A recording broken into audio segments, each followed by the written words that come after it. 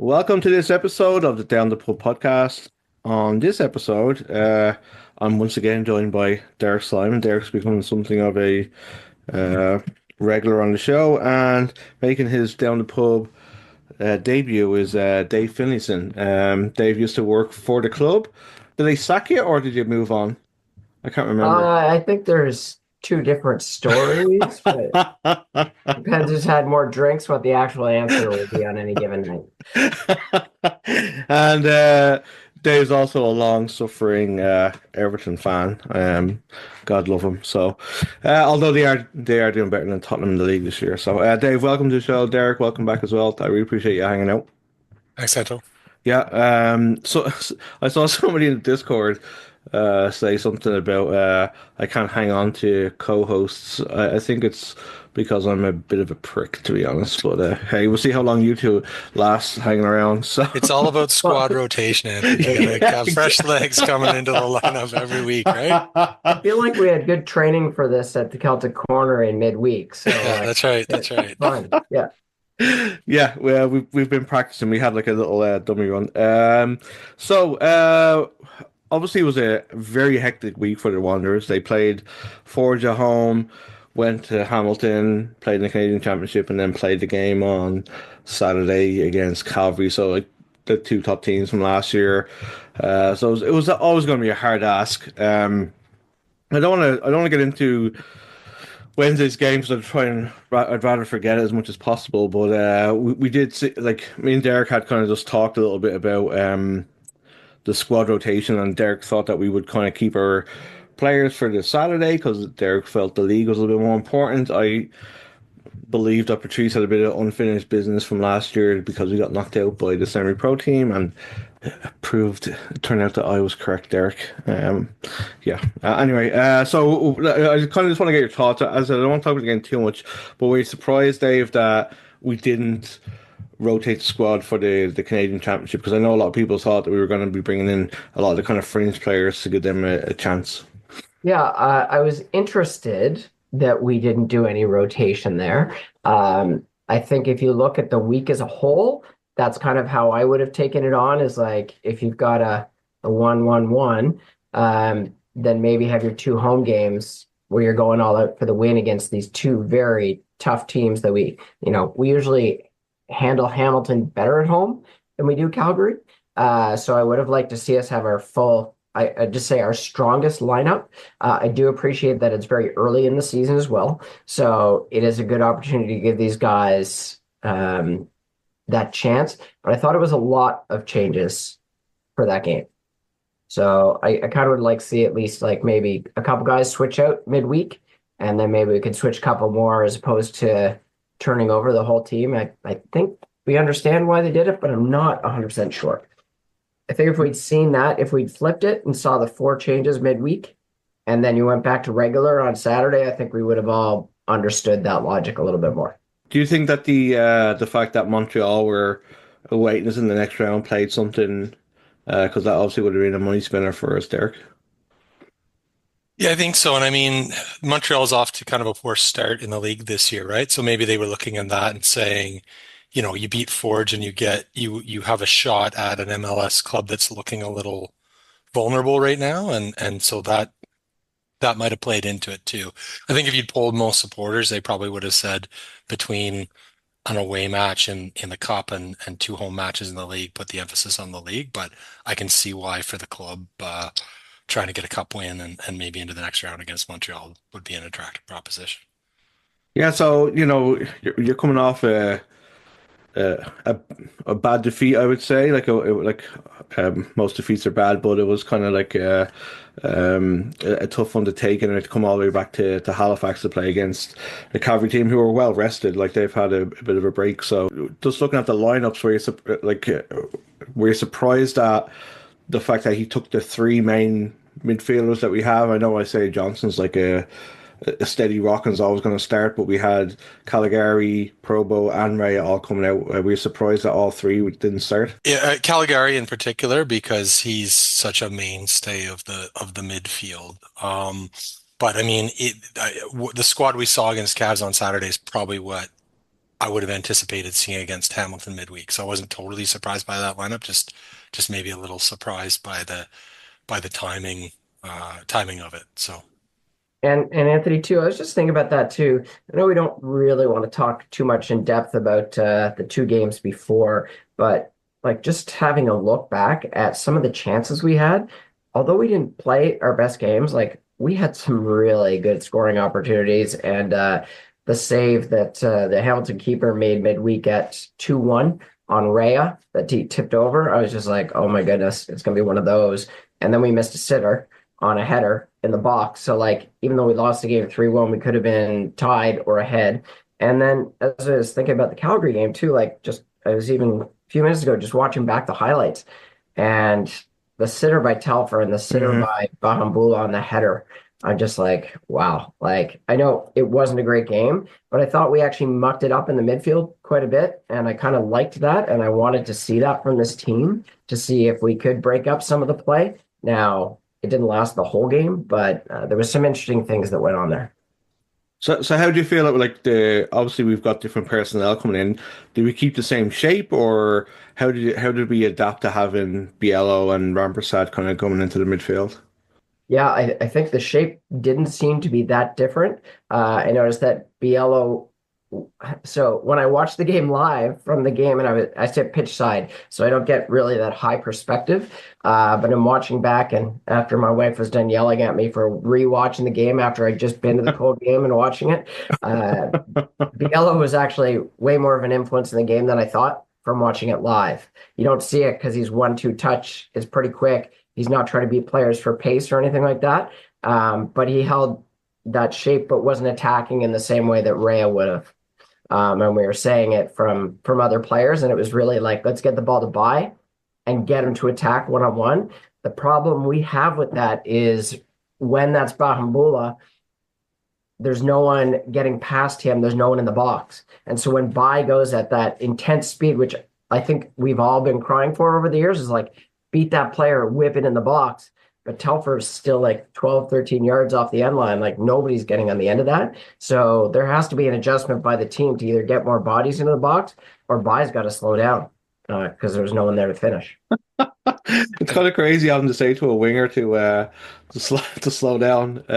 What were or your just have thoughts him there? sitting a little deeper so he's making his runs from deeper. But I think one of the other challenges that I noticed was Alphonse came in and I think he was a solid player for us last year. This is obviously the first game he'd played this year, and I think he was playing on his offside. I think he favors his left, and we had him sort of as the right center back in that back three. And I think there was times where it made for less than ideal passing angles. I think saw a bit of frustration with Bai in terms of being able to move the ball up the right hand side of the pitch, and it's always a bit of a challenge for someone that favors their left foot to be situated on that right hand side. It's one of the challenges inherent in the fact that we've got unusually a relatively large number of left-footed center backs. So Yeah, I think with Jefferson Alphonse, like he played as a centre half for most of last season, and this is like your first minutes, and you're being asked to play like as a right back, and I think because we were mixing it pretty well in the midfield, uh, Cavalry tended to like direct like and I think Tommy was really good. Tommy Wheeldon Jr. is really good. They focus on something that's kind of could potentially be a weakness, and I feel like he probably saw that our back, like especially Alphonse, like his first game would be a weakness, and they kind of tend to just hit that wing to kind of put pressure on them, and it kind of works. They kind of just almost overstep the the midfield because we were doing so well in there. Like I actually thought that we did really well in the first half until we got to the penalty, obviously. But and you can't legislate for like Telfer missing a chance like that. I was looking at some of the stats before we started, and like we've got like the second most shots on goal of behind Ottawa. It just seems to be an issue for us with consistently having one goal scorer who's gonna do the business for us. Like, do you think Coimber? Do we need to change the way we do stuff, like to give Coimber a chance, or do we need to change the way we do stuff to get Telfer like into those positions more? Because like one chance is you should be able to create more for him than one chance. I think we've one shot on target in the whole game. I don't know. I think, Derek, that'd be interesting to hear, but I think the way that Patrice always envisions that lineup is goals coming from, I'll just say front four. Yeah. Like any of those four guys, like if we're combining those four guys for, I don't know, 18 to 20 goals, I say four positions, not four guys, but that's where the bulk of our goals should be coming from. And then some free kicks with TMG and our defenders. Yeah, I think when you and I talked about it earlier, Anthony, it was we talked a bit about goal scoring by committee kind of thing, and I think that's the approach, and that's good. I do think there's probably a few members of the committee that we probably need to see a bit more production out of. So our strikers in particular, I don't think, Thiago wants that number 9 jersey, and he's got to show that he wants to own it, right? So like to see a little more production out of him, a little more production out of Telfer, a little more out of Bahumbula. I think most of the others are kind of pulling their weight so far. So maybe a few players you'd like, if that's the approach, and I think it's a valid approach. It's just there's a few players you want to see a bit more production out of, and if we need to tweak a few things to make that work, then so be it. And Anthony, to your point too, so attacking wise, yes to all those things. Defending wise, like right now, my biggest concerns are behind our wingbacks. There just seems to be a lot of space. Everyone knows that West is going to attack, and then we're going to slide over and try and fill that space. But Ayard, uh, man, that guy was pounding in some really good crosses. Like Yeah. those are the kind of crosses that no one would be on the end of for us because no one would be in the box by then, right? But he's hitting them from all angles, from deep, from right on the line. There's some good combination play down those wings. They love to attack from those wings. I didn't think they were doing that much centrally until we made mistakes for the two goals. If you're going to go for that thing of like everybody chipping in goals, but people need to step up and do that, and it just seems like it's kind of more people are doing heavy lifting than others, I guess. So just on that, like I mean, like Vitor Diaz, like me and Derek talked about like the last time when he's kind of was a bit of a super sub for us, but now like I think he started 2 games. Where do you see him fitting into like the what we're trying to do? I think a thing to bear in mind with Vitor too is like he didn't have too many full games last season. So I think he's still adjusting to playing a full 90 or the better part of a game at a professional level. And his experience prior to that was he was in MLS Next Pro for a bit, but came from the NCAA where players sub on and off in the course of a match, so are often not used to going a full 90. And so I think maybe his fitness or his levels, he needs to get to that point where he's comfortable going 70, 80, 90 minutes at a professional level. Up to this point, like you said, I think he's been very effective as a super sub, but would like to see him at a point where we're comfortable starting him as well. So Yeah, I think this week has kind of showed that we kind of um the depth that we all thought we've had for like the from the start of the season. Maybe like it's not as deep as what we thought, or maybe like we just need to be kind of using people a little bit differently. Because like we got good depth up front, but I think we're maybe missing it in a few key positions in midfield, and I think and this is something I think we saw going into the season, but I think we're a little light on that right side of the back line. Yeah, I think so too. So like the big, I think going in 0-0 at half time would have been a fair result, but obviously the penalty kind of changed all that. And like I was behind the goal, we were all howling abuse at the assistant referee because it seemed like they were the ones who gave the decision, and it didn't look like a penalty. But I've watched it back, and my mind's kind of changed a little bit. But what was your guys' view on the penalty? Fan Dave was like, I always think about if it was my player going the other way, and then I'm like, definitely a penalty. And then I was like trying to Zapruder tape this and find out where he stopped because like he literally does a 2-footed stop, Musi, like right in front of the keeper, but also the keeper still coming quite, I don't want to say recklessly, but strongly. So the fact that the referee called it wasn't really surprising. I could see why you'd want him to not give that at a hometown game, but that it would be given away. But like, I don't know. And then, so what exacerbates that is then you see him falling twice in the second half. The TMG where if he touched him, it was, and I was kind of at that point running up and down the sidelines heckling the assistant referee and the ref because it was quiet. You could actually hear a lot. Anyway, I felt like he was really inconsistent with a lot of his foul calls throughout the day. Like it wasn't great for either team, I will say. But I didn't think that was a strong refereeing performance. And especially, so you give the penalty down in the first half, and then it's no foul, no dive in the second one, and he's blatantly dragging his feet to get the penalty. So I just think he has to be a little bit stronger there to give a caution or at least wave him off. Well, your thoughts, Derek? Yeah, I think a couple of good points there. I was kind of the same, in the stadium in the heat of the moment. I was probably hurling a bit of abuse at the officials as well. But when you rewatch it, I can see why they gave it. But I also agree with Dave, which is at this point, Moosey is a bit of a known diver, and the officials have to cop onto that. And we've seen it with other players in the league where they don't get the benefit of the doubt anymore. And I'm surprised that Ali continues to get the benefit of the doubt for as long as he has, because there's other players that they cop onto that within 5, 6 games. We've seen it with some Wanderers players before for Tiago. sure. So yeah, so the officials need to be wise to that. I think the first one when as I said, when I was in the stadium, I was like, "There's not a penalty." I watched it back a couple of times, and I was like, "It's." He was very clever in the way he did it. Like he saw the keeper coming and he moved the ball just in time to get hit. So that's just clever. I think the second one, I actually thought that was more of a penalty than the first one. I think it was kind of reckless by TMG to go slide in there, and he did like a lot of finger wagging. But Jimmy Brennan had said in commentary too that like how is that not a penalty? He caught him. So I think that one was more of a penalty than the first one, but.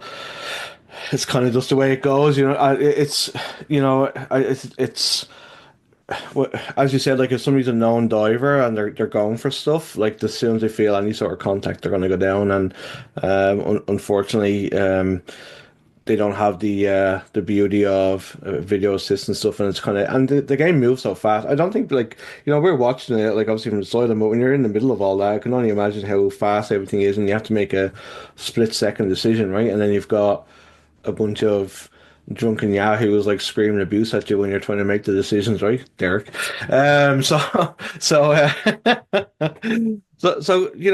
obviously we go in 1-0 down when 0-0 would have been more, I think, of a fair result. So did we change anything when we came out the second half? Did you feel like we changed our tactics a little bit, or did we kind of just keep with what we had and just try and like push things a little bit quicker? Because I felt that we were a little bit slow in our build-up play, which was kind of an issue last year, but this year it's been a lot more effective, and it's probably because we had those three players not start the game, and you got players who are kind of playing together probably for the first time. So, did you think that we changed anything up at the start of the second half? Yeah, I mean, I'll say I think I agree with you that we did look a little slower and build up and stuff in the second half, and I think that's attributable to what you said, which is you've got a lot of players that either hadn't played at all or are playing, are starting for the first time this season. They've only come on in substitute roles, so I think that's maybe part of the function of it. I felt like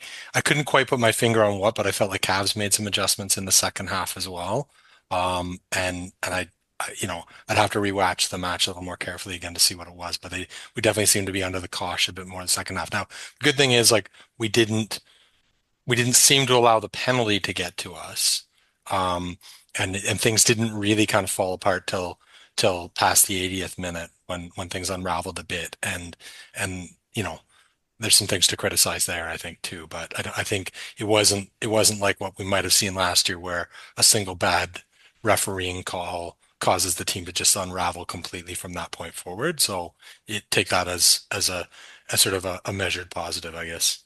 There was a couple things there too, Derek. So one thing I noticed in the midweek game, so at 35 minutes, we started playing direct into the strikers, into the space vertically. Today or on Saturday, we never made that adjustment. It didn't look like it to me. Like we weren't pinging balls into Telfer. And I will say like Telfer, Rampy, Tiago, or not Tiago, Victor, we're all on the ground a lot. Yeah. So I don't know if they're getting fouled. There was a lot of 50-50s. Looked like they were not being called. I would say Vitor goes down quite easily. And if he's going to be, sitting in that space in the 10 space, basically, like he's going to need to be stronger in that and look to play those balls around the corner. But like, do you guys remember one play where we actually played the ball long or to a corner? Like maybe there was one pseudo through ball for by, but never saw it, right? And that's one thing that's different. Like no Nimick to hit that long cross field means that we're relying on Probo, who hit a couple great balls in the last week, but then he wasn't on to be able to hit those balls on Saturday. One, in fairness, I think that maybe goes back to something we were talking about earlier, because I think when we do hit the long balls, when we're hitting them midweek against Forge, I think they come from Perlman more often than not. And with Alphonse there, with a left dominant foot, he's not in a position to ping the long balls to the middle of the pitch. He's kicking the opposite way, right? So I think that might be a factor there too. So, we were kind of. I still think that we were kind of going toe to toe with Cavalry for the most part, and then we made a triple substitution where we brought on Bahambula, Coimbra, and Raya. So between then and like the goals, did you think those three coming on made a big difference to us, or were we still kind of like huffing and puffing, like because the thing is as well, like I mean, like these guys have played two very difficult games against Fords. Like Fords are not easy teams; they're very physical. It takes a lot out of you, and then to come in and try and play against the champions, it's not an easy task. But did we change anything when we came on? Did the system change, and did those guys make any difference when they come on? Yeah, it didn't make the difference I might have liked. It certainly didn't make the difference that we've seen from that triple sub in other matches. And you definitely saw the tired legs come into play for some of the players that went the full 90 in the last 10 minutes or so. So on that third goal, I mean, I might be getting ahead of myself here, but on that third goal, a couple players just gave up on the play, and I think, and it was a little disappointing. So you know, someone passes the ball into Rampersad. Rampersad turns it over. In It was fairness, Calgary. yeah, and he Yeah. received it. He received it in a bad position, so not entirely his fault that because it wasn't the best position to pass it to him in, but he turns it over and um turns around and he can see Cavalry's got numbers and proceeds to kind of slow to a walk. And I think he thought he saw a foul, maybe. I think Caligari got somebody got studs on him, but you play to the whistle, man. The last thing you want to see in a situation like that is your cap as the other team's closing in on your goal with numbers, is your captain taking a leisurely stroll back when he should be, making a recovery run. When he So should be fouling, yeah, taking the yellow. yeah, I saw that a couple times too, Derek, and it was actually in the first half. So Biello and Isaiah went in at separate times on the same passage of play to tackle guys at the top of the 18, both missed. yeah, But like literally just like doing that, like couldn't believe he missed, but he like does this and stops. I'm like, dude, like just get back. yeah. You don't have to worry about it. Right? Like, go tackle. Yeah, for the last goal, it did seem like Uh, Caligari had the ball, and then somebody slid down on him. I think they thought it was going to be a foul. Yeah. But as Derek said, like it's the basic of football when you're like from a kid. Is like you play to the whistle, and then you worry about it afterwards. And then I just think that like Rampy hasn't played much football either. He's been only coming on 5-10 minutes, and then Yep. as a result of that, like I don't think he gave up on it. I just think he just didn't have the gas to do anything about it. And then Kareem Sale gets pulled across and Sean plays in the ball to Moosey. And, even for the goal before that, there was kind of just a bit of a mix up again, like for the second goal. And it's like, obviously the fingers we point at Yesley for, like, he'll know himself, he should have saved it. But I think he's earned himself enough. Like it's probably us giving Corson there because we were praising him on the last podcast, but I think he's earned himself enough grace like from his performances to kind of just go, it happens, right? I mean, it is what it is. But I honestly think that when the subs come on, like we were really chasing the game and we were kind of putting it to them, and we were always going to be susceptible to that counter anyway. That's fair. But yeah, and like we brought Lorenzo on a little bit later. Like I say, Johnson's played like I think he played every minute of every game so far. That's a lot. He subbed off like midweek because it looked like he took a knock, which is Yeah, why. So that to positions where we might not have the depth. So, syphilis carrying Gary has been asking for years to have a water carrying center midfielder that's box to box, can support a Lorenzo, can then get up in the play. So we've got that. Isaiah, I think he's been amazing. I don't revelation's probably not the right word, but he's doing the things that we expected. But Rampy's not that player, and Bielo's not that player. So Yeah. if Isaiah comes out, we're kind of back to that not having that player again. Like Provo's kind of sliding in and taking some of that responsibility, or you get it to Rhea in different spots, but you do lose that opportunity. And I know our first option is always to pass anyway. We're not going to have a lot of guys carrying it through midfield unless they have to.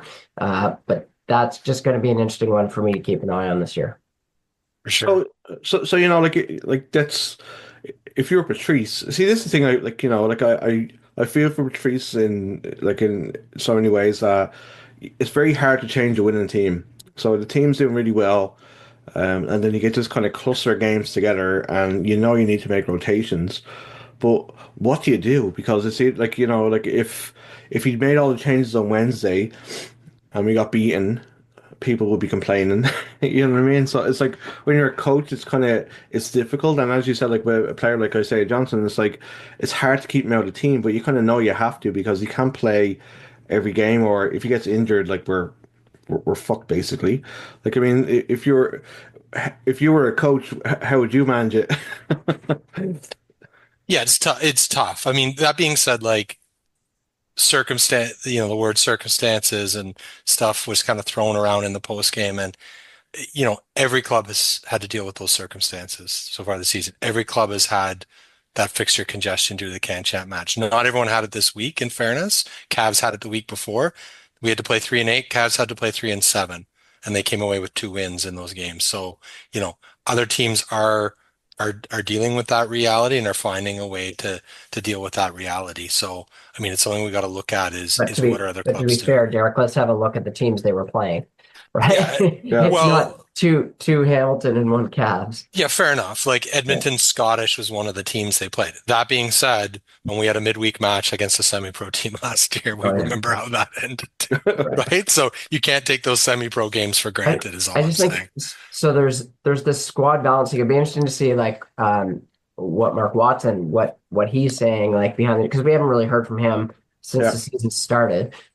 So it'd be interesting and not to usurp anything Patrice is saying because I think he's done a phenomenal job this year. They've done a very good recruiting job, I think, in filling a lot of the gaps, getting good loans that are working. Yep. But it sometimes obviously it's just about feel. It's like how are players doing? How are they feeling? And not wanting to put too many, to use a Sean Dycheism, hard yards on them this early in the season. Like I don't mind them. Like I don't say throwing away a game, but I don't mind them trying something different early in the season if it's setting up something later. Like I would have loved to see some changes on Wednesday just because I would actually have liked to see how Hamilton reacted to something different than what we'd thrown at them with Lorenzo and those guys. Like, what if we had three strikers, but two were really high and we're just pounding balls over the top of Nimick, which he was susceptible to last year, right? And you Yep. get those guys turned around. Like, I think we're phenomenal getting the ball up first 10 yards past half, like any of that movement. And then if we get established around the 18-yard box, we're deadly. It's that middle section between the 18 and like 30 yards out where teams are really pressing us. And then we go back, and that's why the fans are getting pissy and just you hear like the sarcastic comments of just go backwards again, right? I Yeah. mean, sometimes we have to keep the ball, to recycle the ball, and that's how Patrice's teams are going to play. I find there's been a bit better intent, but it's still, I don't know, it's a hangover from last year. Yeah, I agree with everything Dave just said. I'd say if you're experimenting, you probably have a bit more license to experiment on the road than you do at home, would be my one comment. People are always going to remember home results more than they remember away results. So I honestly feel like for the most part of the season, like we haven't been doing that back passing thing. And I think this game in particular, it's just because of the players that we had to take out to and the other guys that come in.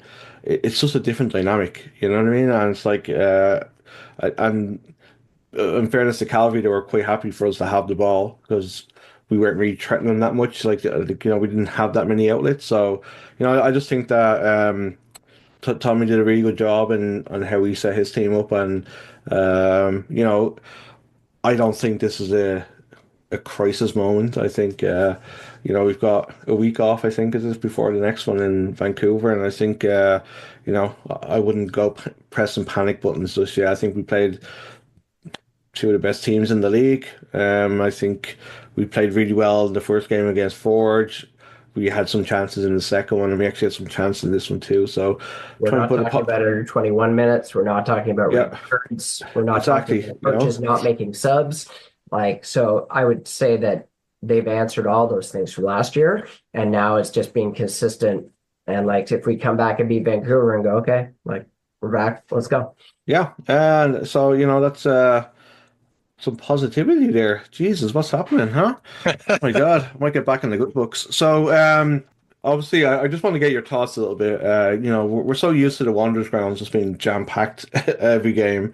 This was probably one of the lightest crowds I've seen at a Wanderers ground in quite a while. Do you think it was due to the late start, Mother's Day? What do you think? The weather was kind of shitty too. So, do you think that was just kind of a one-off, or do you think that we need to kind of try and stay away from that late start on a Saturday night? Yeah, I'd say all three. I think a combination of the late start, and the weather didn't end up being as bad as the forecast suggested, but at one point the forecast was calling for absolutely torrential downpours during the game. So, I think that was probably off-putting to a few people. And then, yeah, the proximity to Mother's Day, people would have other plans or be getting ready for stuff the next day. So I think just kind of the perfect storm of those three factors. And it's tough with a bunch of games in May as Yeah. well. Yeah, Like that does add up, and I know like it adds up on the staff that have to do all those games and the Tides games, and then sell tickets for games when you're like, all right, if you can come up to one game, Company X, what one do you want to come to? And then you find out it might be crappy weather, like that's going to be gone, right? So it's tough. And the last one I remember that was like that was that I think it was like June 4th, first year Valor in the Can Champ, and it was like hailing. I don't know if you guys remember that one. And it was. I think that was that midweek game. Yeah, it was like Yeah, I think it was even like a Tuesday night at 7 o'clock, and yeah. there was just the worst weather. I think I Yeah. skipped that one because I was working. So, yeah, and I think in fairness to the kitchen, I think they did a great job of keeping the energy going because it was just as loud as normal, or I was stood behind the goal. So yeah, I don't know if you saw today, Forge had their school day. I think it's a great initiative. They had 70,500 fans in Hamilton this morning, but it was another goal for Sammy fucking Salter. So I kind of just want to get your thoughts on what you think has changed from this year. Like he's like a man possessed. Well, I mean, he's got excellent supporting cast around him. So I think we were talking last week about David Rodriguez and what a sensation he's been so far. And then he just looks much more confident this year. I mean, they're playing a more attacking style, which probably suits him better.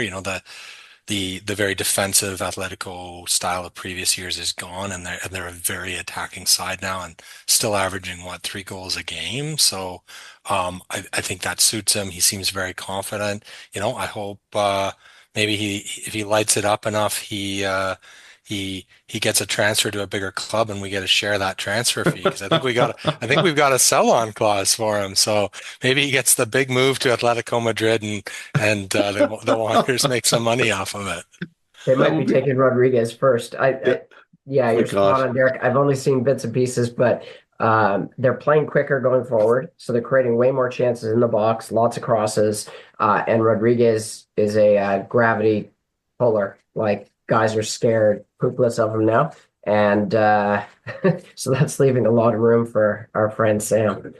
On the plus side for us, he got a red card at the end of today's match, which means he Yeah. misses his match against the Wanderers. So today's result was a good one for us.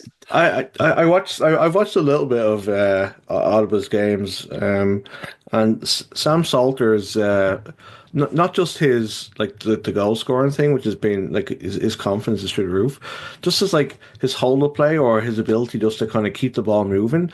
Like I think it was like for their first goal today, like he came deep and did this amazing like flick around the corner for Rodriguez to run onto, and it's just that side of his game I think has really developed in the last like year and a bit. Where like I think he's had 3 assists this year, so that whole attacking ensemble that they have there is pretty nice. Like we're obviously Wanderers fans, but when you see that kind of stuff happening in the league, you gotta kind of sometimes just step back and go like it's pretty cool, right? So, Yeah. yeah, congrats to him, but hopefully it doesn't uh come against us. So Derek, the Tides, it just seems every week they just seem to be improving, improving, improving. What did you make of this game? Yeah, I mean, we haven't got the win yet, but I think it has been an upward trajectory. So the first game, like I think anyone would frankly admit, they were kind of poor on both sides of the ball.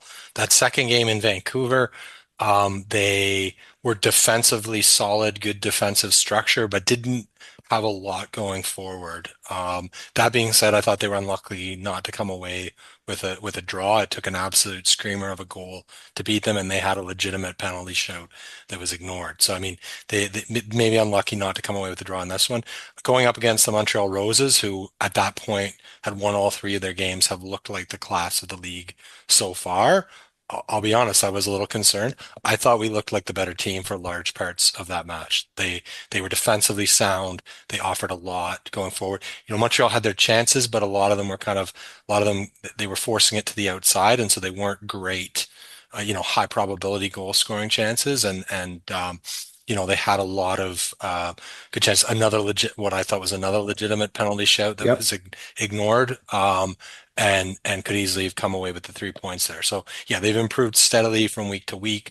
We've seen it with individual players too. Like I think Kylie Norcus, for example, one of our fullbacks, she struggled a bit in that first game at home. This week, she's in the 3 stars of the week for the league. So you're seeing team improvement, you're seeing individual player improvement. I do think getting Millie Clegg back in the lineup made a difference too.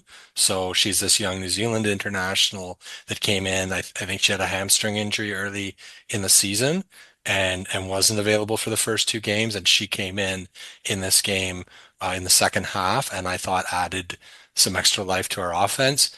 The other thing that I thought was great to see was our backup keeper, Annika Toth, had to come in for Aaron McLeod. Aaron was carrying a bit of a knock, I guess, and I thought she looked really credible as well. So it's good to know that if anything happens to Aaron, we've got a solid backup option too. So lots to like from this game. Have you been watching any of the Tide stuff, Dave? I've been watching parts of the games and the highlights and just kind of listening to Derek spout off. I, But you, as I say to my friends, like I would love to be going out to more games, but I can't even get my kids to come watch the Wanderers games.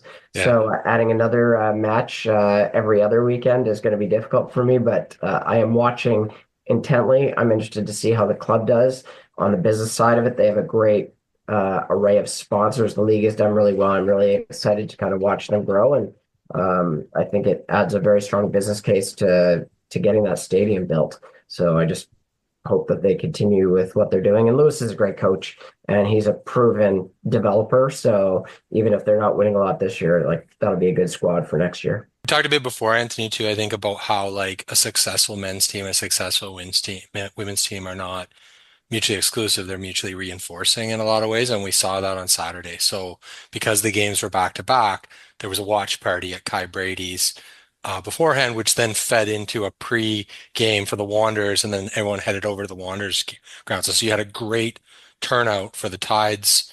Some of whom just showed up for the Tides thing, and good support from the Beacons and from the club. And then the Wanderers supporters start rolling in, and then a whole bunch of us who had been there for the Tides end up heading over the Wanderers ground. In between, I forced them all to watch a Wimbledon playoff promotion match, but yeah, great. I mean, great afternoon of football, and shows how like that football culture builds and feeds off itself. Where and just everyone was the energy was great. So Yeah, I watched a good bit of the game on Saturday. It's kind of cool. I like the fact that it's so accessible because it's on YouTube, it's on TSN or ESPN, and there's just so many ways to watch the games. It's great. But there was a good like 15 minutes, 20 minutes in the second half there where they had Montreal under the cosh. Like they were putting them under intense pressure, and they probably felt this was a game that kind of got away from them because of that penalty shout. It was like I don't know how the ref missed it, to be perfectly honest. But yeah, you can definitely see the improvement. Like from the first game, whether it was nerves or whatever it was, like the team is just steadily getting better and better, and they just seem more solid. And I think that's you need to have a foundation to build on. And I think they've kind of focused in on making sure the team is like hard to break down, and I think you just kind of just take it from there. So yeah, I don't think that first win is going that far around the corner, to be honest. So lads, I must say it's been great hanging out. Some great insights from both of you. Dave, I did want to get your thoughts on just before I let you go. The good news today that Goodison is sticking around.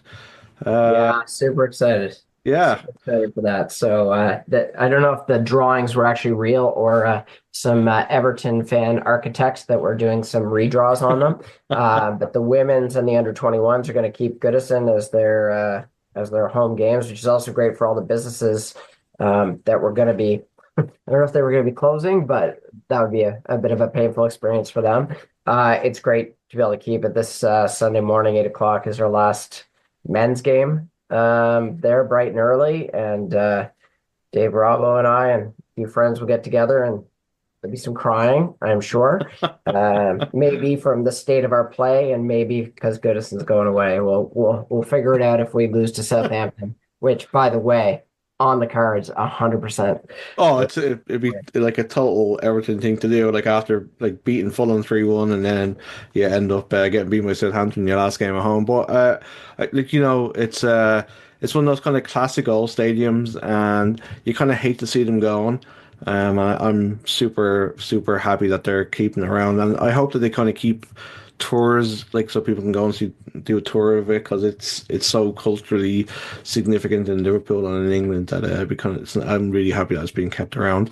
I'm sure the pubs around the stadium are pretty happy too. The Winslow and the Black Horse, and several will be very excited to have heard that news today. And I mean, I think so. They're going to have a new CEO for the women's team, which they've announced that they're doing, and they're taking that way more seriously than the past ownerships have. And I think we're all very excited to see what they can do, because it not that it's easy to shoot up the women's game in England, but there's a lot of room to be able to put a good squad in there and get into Europe and sell the club to ourselves and make some money for PSR, just like Chelsea did, right? Yeah, you could tell their ownership as well. We had a good season last year, and this season's just been an absolute disaster. We finished like second from bottom or something. So yeah, lads, it's been great hanging out. Really appreciate it. Hope to have you back on again in the near future. And come on, you Wanderers, come on, you Tides. Come on, you Wanderers. Thanks, guys.